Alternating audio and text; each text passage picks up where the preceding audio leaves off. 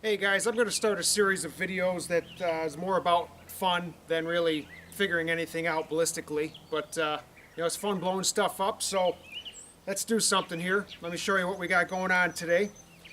This is going to be the poor life of milk jugs again. This is a 300 Winchester Magnum that was put together to try to be supersonic out to a mile, and depending on what ballistic calculator you go by, it actually makes it. It is still supersonic, based on some calculators anyway. What we're going to shoot out of it is a 225 grain Hornady ELD going 3,030 feet per second. That is a 28-inch barrel, so we can get it right up there pretty good. And I'm going to compare it to this tiny little 300 Blackout, but that is a 247 grain NOE mold subsonic round. And I don't know what we're proving here, but let's blow some stuff up and compare the penetration between the two of them.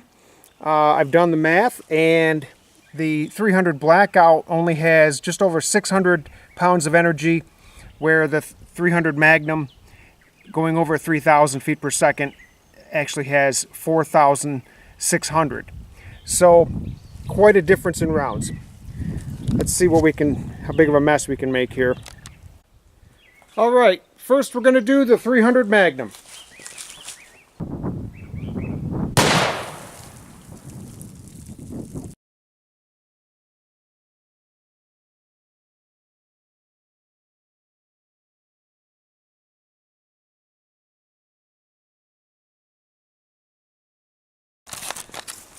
Well, let's see what we got here.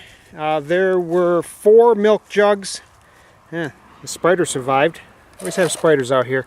So there were 4 milk jugs before we got into the double row. And I see some bullet fragments. Let's see here. Well, taking a look at it, the first 2 jugs, of course, were just absolutely demolished. The third jug has a bunch of fragments inside. I don't know if you can see that in there without it being a mess. And there is an exit right here. I'm very used to having stuff like that happen, so that's why I had the jugs get more back here so I could catch it. But so it looks like a small piece went out the third jug. How many of you thought that 4,600 pounds of energy would go farther?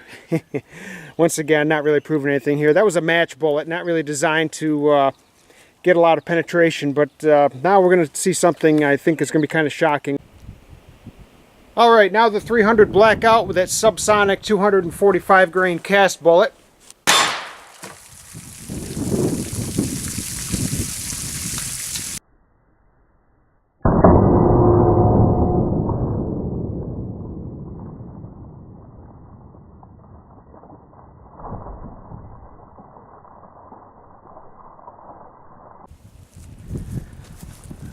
Alright, I see us missing water all the way. Oh, there's a stop right there, so let's do some counting.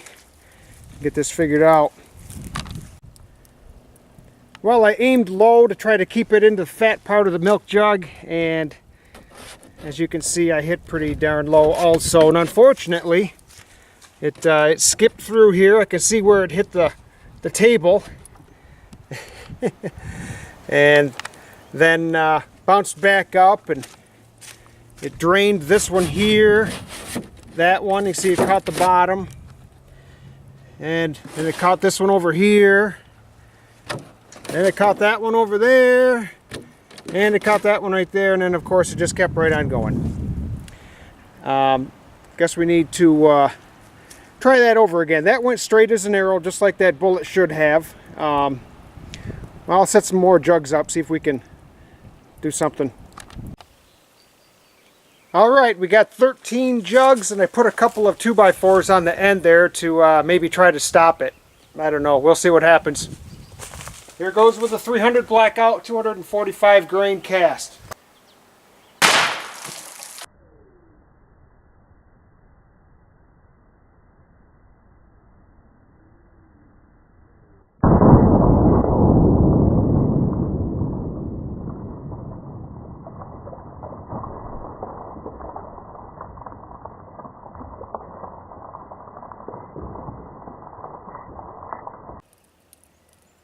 I want to point out that I got the inspiration for this video from a channel on YouTube. It's Twang and Bang. Look it up.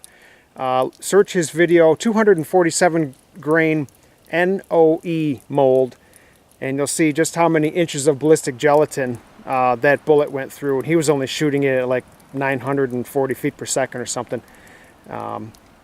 Pretty cool. I had some windshield washer jugs from over the winter, and didn't want those to feel like they were getting left out, so I put one in the front each time.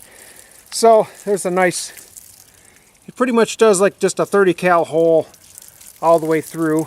Unfortunately, it did go low again. That's not too bad. I mean, that one's right on up there a little bit, but at the very end, here's the last jug. We're right at the bottom again, and out through the back, and the darn thing skipped out the bottom. I moved these around just to see what was going on. Went right underneath and kept on going. 13 jugs. They're about 6 inches of water, and then of course the plastic. So here's some tips. Make sure that you use an old crappy picnic table so you don't destroy a good one. And even with that being said, you still better put a steel plate or something down, because boy, those first couple put a lot of energy into the table. Well, that was pretty neat. 13 jugs down, and well, I guess it's over in the hill over there someplace. Maybe I should have put the star right in line with it, see if I could have hit one. Well, thanks for watching.